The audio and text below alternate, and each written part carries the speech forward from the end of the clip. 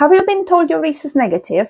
Here's what that actually means. And if you're new here, hello, my name is Emma, I'm a midwife, and this often sounds more worrying than what it actually is. I'll try to explain it in the simplest way possible using pens. Just bear with me. Now, as you know, we all have different blood types. It can be A, B, 0, and so on. So just imagine the different colors of the pens. That just means a different type of blood. But what is actually key when you're pregnant is the rhesus factors. You might have a rhesus positive type of blood or rhesus negative. I have used the hairband just to symbolize the positivity, the rhesus pos. Now, if you're rhesus positive, it's absolutely fine. But if mom is rhesus negative and baby's dad is rhesus positive, that means that the baby can either inherit mom or dad. It might be that your baby is rhesus negative, and in that situation, it's absolutely fine. However, the interesting thing happens when mom is negative and baby is positive, because mom's blood actually doesn't understand what's going on with this other type of blood that you essentially can get in contact with when you are, for example, having a bleed because you've just delivered your baby, and so the baby's blood and mom's blood mixes, which normally in pregnancy should not happen. But obviously there are some situations, for example, when you're giving birth, that there is a high chance of blood mixing. Now, straight away, nothing usually happens, because basically your blood looks at this other one and be like, who are you? Well, I've never seen you before, but I'm not going to do anything about you because I don't really know what to do. But what happens is just a little bit like when you develop antibodies for a type of cold or a type of disease, like think chickenpox, right? You don't get it again.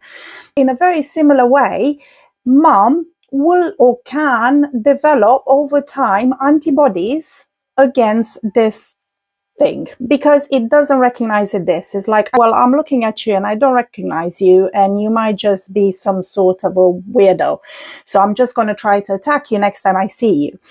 In the pregnancy that you're at, most of the times, if you don't do anything, most of the times mom's blood doesn't have enough time to develop those antibodies to react against baby in that particular pregnancy. It might happen, but it's very rare.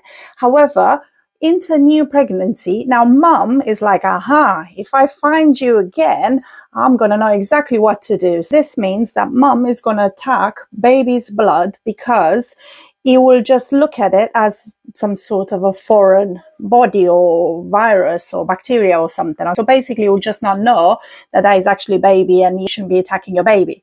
Basically, this is what happens. Obviously, the chances of this happening are still very low, but what we normally do when mom is negative, we give you an anti-D injection at 28 weeks usually, to try to prevent that reaction from happening. And then again, once you had your baby, so within the 3 days from when you had the baby, because again, that is a high risk time, because it's more likely for mom's blood to mix with baby's blood.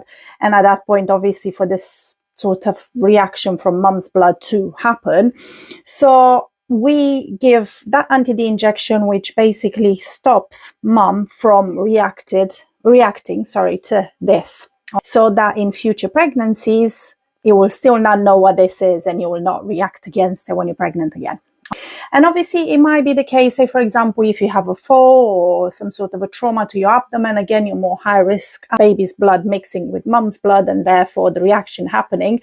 In those situations as well, it's important that you get your anti-D injection so it minimizes the risk of this happening, this fight.